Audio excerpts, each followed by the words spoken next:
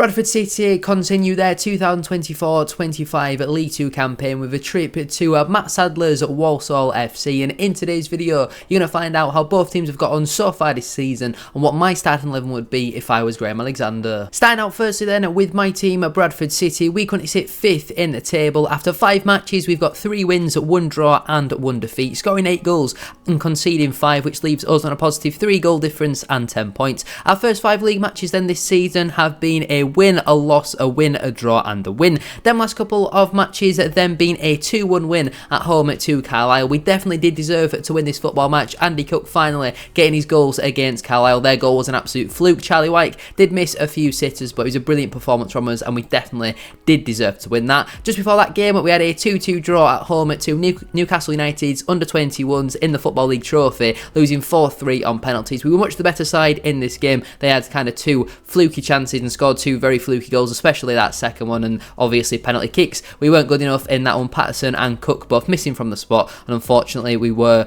beaten on penalties. We also had a 2-1 defeat away at Grimsby. We were shocking in this game. It definitely deserved to lose, and actually deserved to lose by more than just the 1 goal. Our goal was very lucky and poor goalkeeping from a Grimsby point of view. They should have had a penalty and another couple of goals in there as well, but yeah, a really disappointing way for our unbeaten run to come to an end because we were terrible in this game. And just before that one we had a 3-1 win at home to Bromley FC. The red card, early red card, definitely did change the football match. A big shame we weren't able to keep a clean sheet in that one, but still very good for us to pick up a 3 points in a game where we would on paper normally struggle against. And we also had a 0-0 draw at home to Salford City. This is the final time I'm probably going to get to mention it this season, but we scored a legitimate goal. Andy Cook got on the score sheet and the liner was 20 yards behind play, so he didn't see the ball actually cross the line. We were robbed of an extra 2 points in this game, and yes, so frustrating. Compared though to Walsall FC, they sit 1 place below us in the table in 6th. After 5 matches they've got 3 wins, 0 draws and 2 defeats, scoring 7 goals and conceding 3, which leaves them on a positive 4 goal difference and 9 points. Their last 5 league matches then have been a loss, a win, a loss, a win and a win. In terms of them last couple of matches then, they had a 1-0 defeat away at MK Dons where Callum Hendry scored the only goal of the game. They only had 38% of the ball, only had 2 shots on target and were pretty comfortably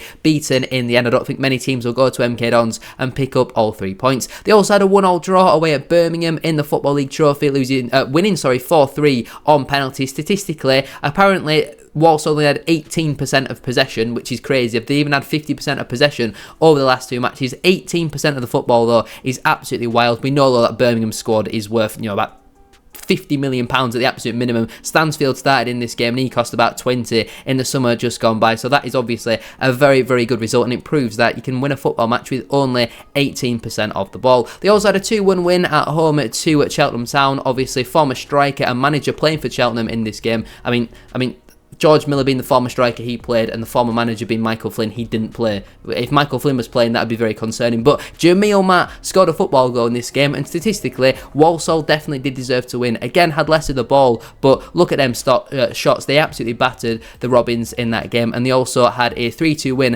at home to Huddersfield in the EFL Cup at 2nd round, where an own goal and a brace from Nathan Lowe was enough to beat the Terriers, and statistically, again, had a lot of shots, not much of the ball. I don't think it's going to be a side in terms of Walsall who are going to dominate possession a lot this season, but they get chances off. They're effective with what they do, and the red card probably did change the game in this one. Before we do go any further though with today's video, make sure to drop a like on there for me. We are aiming for 60 likes on today's video, and don't forget as well to subscribe to the channel if you are new. We're now on the road to 300 subscribers. Let me know your score prediction for this game down in the comment section down below. What would your starting 11 be if you were Graham Alexander? Speaking of my starting 11 if I was Graham Alexander, let's go find out. Now I think I have gone with the one change from Saturday's starting 11 against Carlisle. If you can guess what that change is now, let me know down in the comment section down below. Don't wait and cheat though, because that would be very boring. I've stuck with the 3-1-4-2 formation. In goal I've gone with Sam Walker. He's had a couple of errors which have led to goals so far this season. The biggest one though is clearly last Saturday against Carlisle, where he's under no pressure. It's a simple catch and he just takes his eye off the ball, drops it into the back of his net, and it's a little bit of a concern for me because Walker has made a few mistakes Now, we saw for Grimsby's first goal as well, he was at fault for that when he had a really good start to the season away at MK Dons. Since then, though, he hasn't particularly been amazing. There are a few mistakes creeping into his game, but we didn't decide to sign a backup goalkeeper in the summer, so he is our best option. In terms of my back three, then, at right centre-back, I've gone with Czech Diabate. I've been very impressed with him so far this season. We know Callum Johnson's going to be out until January. We know Aidan Bolden's going to be out for a couple of weeks, which is two massive blows for us. So the next best option there is Czech Diabate. Traditionally a central centre-back, but so far this season has played very well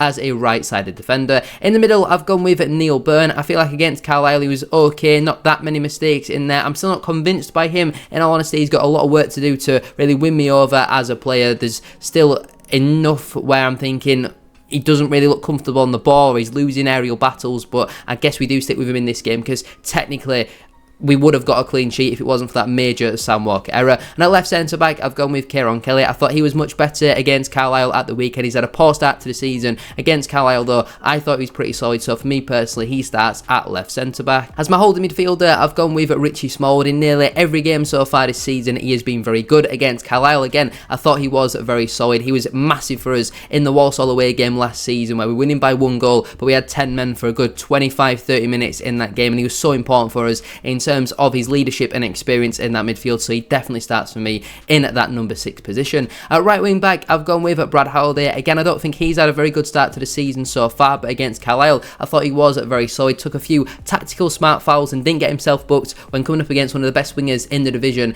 in Jordan Jones for the Blues, but I thought Halliday was pretty solid against Carlisle. Again, going forward, at times I do think he lacks end product a little bit, or has done so far this season, so fingers crossed he can come up with an assist or a goal in this one. In terms of my two central midfielders, firstly I've gone with Jamie Walker. Based on last week, he's probably the first name on the team sheet so far. I don't think it was surprising to see him be dropped at the start of the season, and he didn't really impress in the AFL Trophy in the cup matches where he'd played, but in a big game, Walker showed up. He was brilliant against Carlisle. I think I've criticised him so far this season, so he definitely deserves his flowers for his performance against Carlisle. The press for the first goal, yes, obviously it's a mistake from Mellish and he does slip, but brilliant from Walker to keep his composure and play that ball into Andy Cook where he could have gone alone there. Maybe Walker in the past might have gone alone there, but very unselfish from him. And I thought, again, away at Walsall last season, he was absolutely excellent. I think he got 2 goals and an assist, so he definitely starts for me in one of them number 8 positions. And partnering him, I've gone with Alex Patterson. I feel like we'll need his legs in that midfield again. Obviously, he got dropped at the weekend against Carlisle, and pretty deservedly so, to be fair. I don't think he's been that impactful since the opening day of the season against MK Dons, and if he does come back into the side, fingers crossed he's had that little bit of a refresh and he knows what he needs to do to be playing in this starting 11 week in, week out, because we've got a lot of options in there. We know Anthony Sarcevic is going to be out for a few months, which on paper is a big blow, but from what we've seen of him so far this season, he hasn't exactly been amazing. And at left wing back, I've gone with Clark Adore. I don't think Adore should be dropped, but I don't think he was that impactful in midfield at the weekend, and we know he can play in the left wing back role. I am not a fan of Tyreek Wright whatsoever. I thought against Carlisle, yes, he whips in a brilliant ball into the box for our second goal, and I'm pretty sure he's our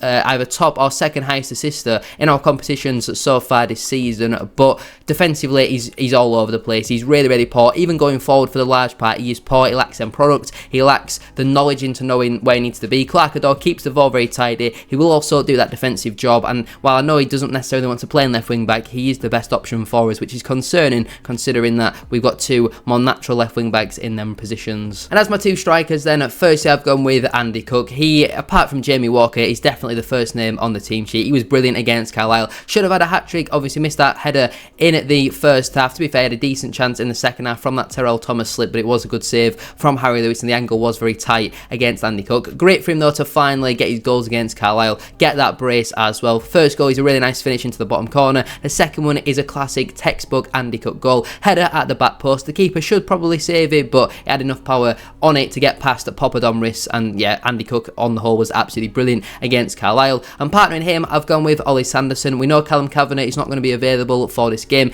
Even if he was though, Sanderson starts for me. The partnership he's developing with Andy Cook, I think he's brilliant, and so far this season, from what I've seen of him, he looks very good. He's big, physical, he can run in behind though, he can do it with a ball to feet, or he can do it up to his chest. I really like what I see from Ollie Sanderson, and I think he's going to be a good player for us in this upcoming season, in the season still, which is left to be played, if that makes perfect sense. I'm not really too sure. On the bench for me, that would leave Colin Doyle, Jay Ben, Jack Shepherd, Joe Adams, Bobby Poynton, Tyler Smith, and Verden Oliver. I've not actually checked there. Is that too many loan players? I've I put 6 in there? We've got Diabate, we've got Sanderson, we've got Ben, we've got Shepherd, and we've got Adams. No, that's only 5. So who's the other lone player who's missing out?